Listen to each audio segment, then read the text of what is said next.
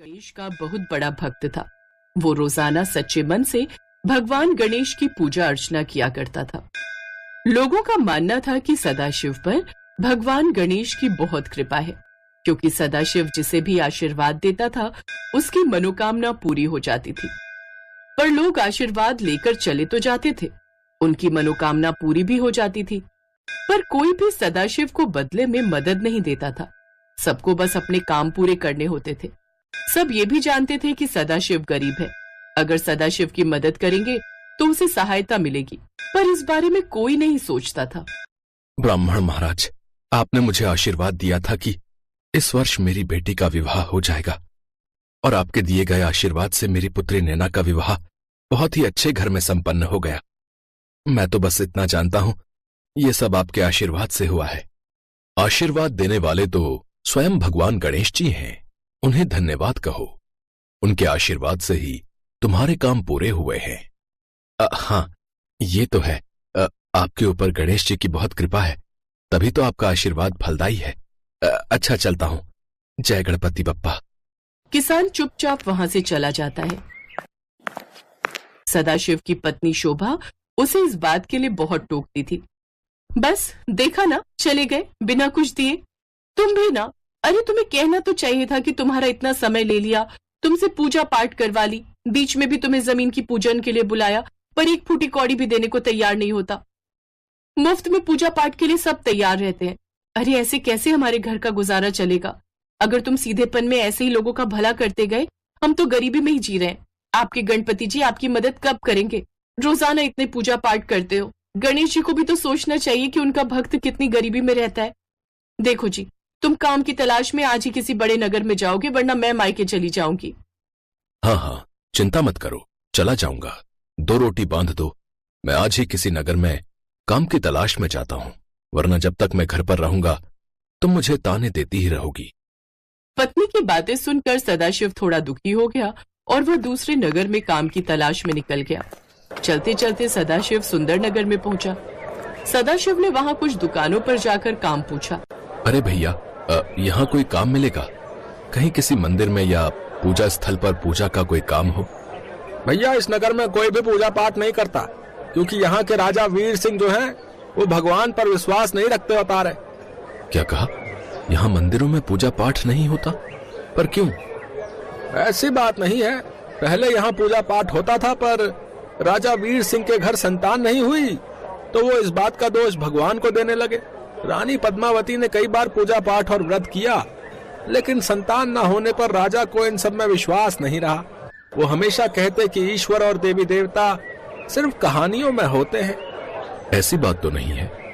अगर हम सच्ची भक्ति करें, भगवान पर पूरा विश्वास रखें, तो वो हमारी मनोकामना अवश्य पूरी करते हैं। राजा जी को ये बात समझनी चाहिए। कभी कभी ईश्वर हमारी परीक्षा भी लेते हैं, परंतु हमें ईश्वर से विश्वास नहीं हटाना चाहिए। बाकी जैसी उनकी इच्छा। चलो, मैं किसी और नगर में जाकर काम ढूंढता हूँ।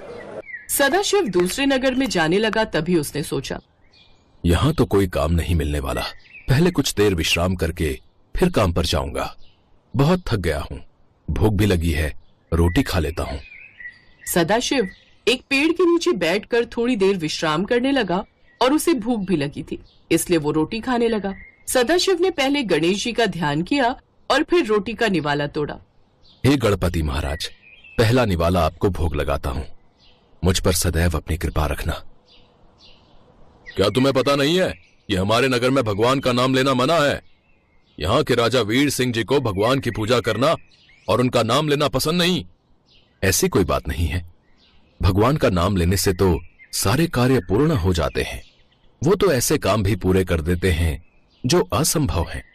अच्छा, मतलब कि तुम्हारे भगवान गणेश सारे काम पूरे कर देते हैं?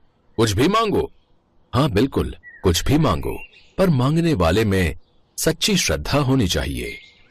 एक काम करो, फिर तो हम तुम्हें अपने राजा वीर सिंह के पास ही ले चलते हैं, क्योंकि तुम्हें अपने भगवान पर बहुत विश्वास है ना। अब ये सब बातें उन्हीं के सामने कहना।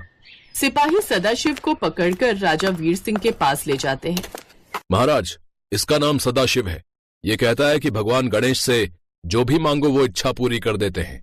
ये भगवान गणेश का नाम ले रहा था, हमने इसे पकड़ लिया और नाम लेने से मना किया, पर यह नहीं माना, इसलिए हम इसे यहां ले आए।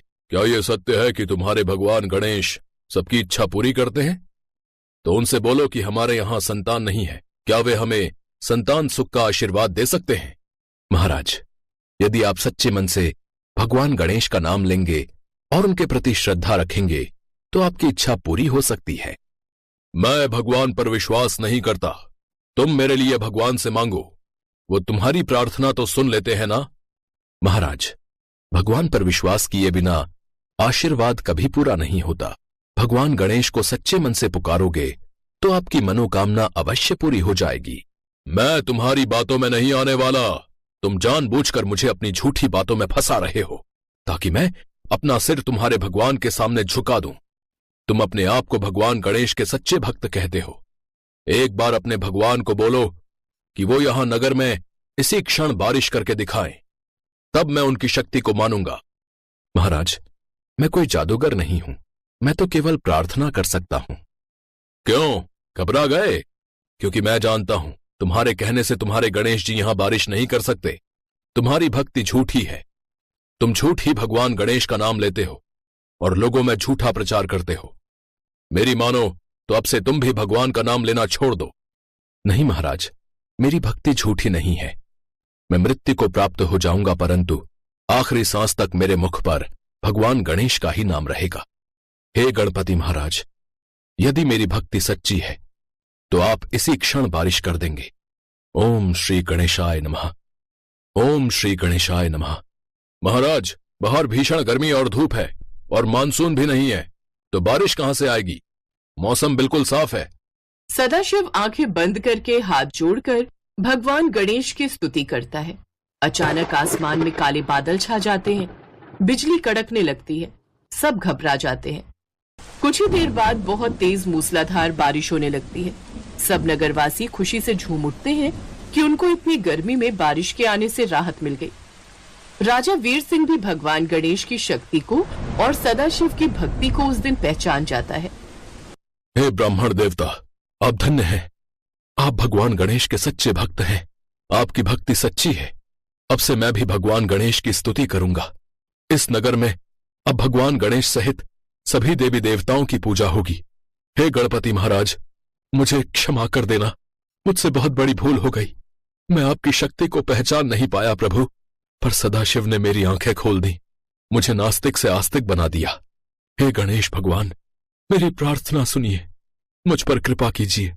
मेरे घर भी बच्चे की किलकारी गूंजे, मैं बस यही प्रार्थना करता हूं। महाराज, भगवान गणेश अपने भक्तों की पुकार जरूर सुनते हैं। देखना, वो आपकी इच्छा अवश्य पूरी करेंगे। हे गणपति भगवान, हमारी प्रार्थना स्वीकार कीजिए। आज महाराज भी आपको सच्चे मन से याद कर रहे हैं। आपका बहुत बहुत धन्यवाद ब्राह्मण देवता, आपने हमारे जीवन में खुशियां ला दी। महारानी, ये सब तो भगवान गणेश की कृपा है। उन्हीं के आशीर्वाद से अब आपके जीवन में खुशियों के दिन आएंगे। महाराज, अब मुझे आज्ञा दीजिए, मुझे काम की तलाश में किसी और नगर में जाना है। नहीं नहीं ब्राह्मण देवता, अब आपको कहीं जाने की आवश्यकता नहीं है। अब आप हमारे नगर में ही रहेंगे। मेरे महल के मंदिर की देखभाल अब से आप ही करेंगे। आप अपने परिवार को भी यहीं बुला लीजिए। अब मैं आपको कहीं नहीं जाने दूंगा। राजा की बातें सुनकर सदाशिव बहुत खुश होता है और मन ही मन भगवान गणेश को धन्यवाद कहता है। सदाशिव की गणेश भक्ति जीत गई। राजा के महल में बने मंदिर में अब सदाशिव सेवा करने लगा। सदाशिव अपनी पत्नी और बच्चों को भी वहीं ले आया और भगवान गणेश के आशीर्वाद से उसके जीवन में भी खुशियां आ गई। कुछ समय बाद रानी पद्मावती मां बनी। राजा की खुशी का ठिकाना नहीं था। उस दिन से नगर में भगवान गणेश के साथ साथ अन्य सभी देवी देवताओं की भी पूजा होने लगी।